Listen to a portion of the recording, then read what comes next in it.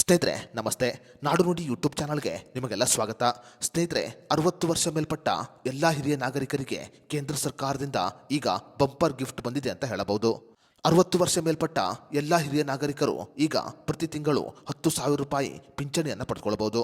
ದೇಶದ ವೃದ್ಧ ಹಿರಿಯ ನಾಗರಿಕರ ಜೀವನವನ್ನ ಆರ್ಥಿಕವಾಗಿ ಸುರಕ್ಷಿತ ಮತ್ತು ಸ್ವಾವಲಂಬಿಯಾಗಿ ಮಾಡುವ ಉದ್ದೇಶದಿಂದ ಕೇಂದ್ರ ಸರ್ಕಾರ ಈಗ ಹೊಸ ಯೋಜನೆಯನ್ನ ದೇಶಾದ್ಯಂತ ಜಾರಿಗೆ ತಂದಿದೆ. ಅದೇ ರೀತಿಯಲ್ಲಿ ಕೇಂದ್ರ ಸರ್ಕಾರದ ಈ ಯೋಜನೆ ಅಡಿಯಲ್ಲಿ 60 ವರ್ಷ ಮೇಲ್ಪಟ್ಟವರು ಪ್ರತಿ ತಿಂಗಳು 10,000 ರೂಪಾಯಿ ಪಿಂಚಣಿಯನ್ನು ಪಡೆದುಕೊಳ್ಳಬಹುದು. ಹಾಗಾದ್ರೆ 60 ವರ್ಷ ಮೇಲ್ಪಟ್ಟವರಿಗೆ 10,000 ರೂಪಾಯಿ ಪಿಂಚಣಿ ಸಿಗುವ ಈ ಹೊಸ ಯೋಜನೆ ಯಾವುದು? ಈ ಯೋಜನೆಗೆ ಅರ್ಜಿ ಸಲ್ಲಿಸುವುದು ಹೇಗೆ? ಬೇಕಾಗಿರುವ ದಾಖಲೆಗಳು ಏನು ಅನ್ನೋದರ ಬಗ್ಗೆ ಸಂಪೂರ್ಣ ಮಾಹಿತಿಯನ್ನ ಈ ವಿಡಿಯೋದಲ್ಲಿ ನಾವು ನಿಮಗೆ ತಿಳಿಸಿಕೊಡ್ತೀವಿ. ವಿಡಿಯೋ ತುಂಬಾ ಇನ್ಫಾರ್ಮೇಟಿವ್ ಆಗಿದೆ, ಎಲ್ಲೂ ಸ್ಕಿಪ್ ಮಾಡದೆ ನೋಡಿ. ಹಾಗೂ ಈ ಮಾಹಿತಿಯನ್ನ 60 ವರ್ಷ ಮೇಲ್ಪಟ್ಟ ಪ್ರತಿಯೊಬ್ಬ ಹಿರಿಯ ನಾಗರಿಕರಿಗೆ ಶೇರ್ ಮಾಡಿ. ಸ್ನೇಹಿತರೆ, ಕೇಂದ್ರ ಸರ್ಕಾರ ಜಾರಿಗೆ ತಂದಿರುವ 2025ರ ಯೂನಿಫೈಡ್ ಪಿಂಚಣಿ ಯೋಜನೆಗೆ ಅರ್ಹತೆಯನ್ನ ಪಡೆದುಕೊಂಡಿರುವ ಹಿರಿಯ ನಾಗರಿಕರು ಇನ್ನು ಮುಂದೆ 10,000 ರೂಪಾಯಿವರೆಗೆ ಪಿಂಚಣಿಯನ್ನು ಪಡೆದುಕೊಳ್ಳಬಹುದು. ಸ್ನೇಹಿತರೆ, 2025ರ ಯೂನಿಫೈಡ್ ಪಿಂಚಣಿ ಯೋಜನೆಯ ಅರ್ಹತಾ ಮಾನದಂಡಗಳು ಈ ರೀತಿಯಂತಿದೆ.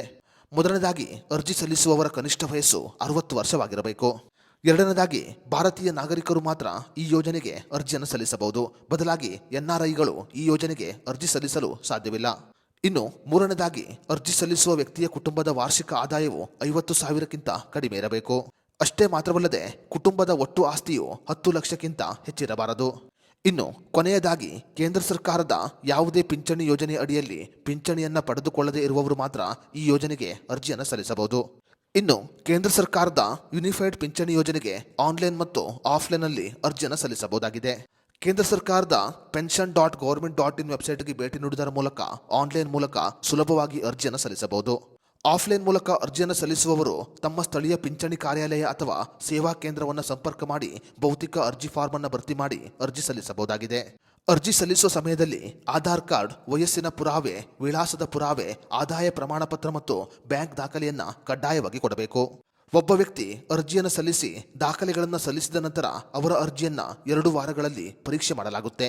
ನಿಮ್ಮ ಅರ್ಜಿಗೆ ಅನುಮೋದನೆ ಸಿಕ್ಕರೆ ನೇರವಾಗಿ ನಿಮ್ಮ ಬ್ಯಾಂಕ್ ಖಾತೆಗೆ ಹಣವನ್ನ ವರ್ಗಾವಣೆ ಮಾಡಲಾಗುತ್ತೆ.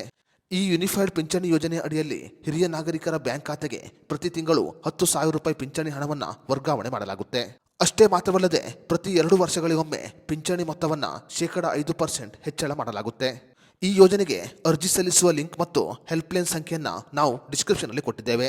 ಈ ಯೋಜನೆಯ ಬಗ್ಗೆ ನಿಮಗೆ ಏನಾದರೂ ಸಂದೇಹವಿದ್ದರೆ ನಾವು ಡಿಸ್ಕ್ರಿಪ್ಷನ್ ಅಲ್ಲಿ ಕೊಟ್ಟಿರುವ ಹೆಲ್ಪ್ಲೈನ್ ಸಂಖ್ಯೆಗೆ ಕರೆ ಮಾಡಿ ನೀವು ಸಂಪೂರ್ಣ ಮಾಹಿತಿಯನ್ನ ಪಡೆದುಕೊಳ್ಳಬಹುದು.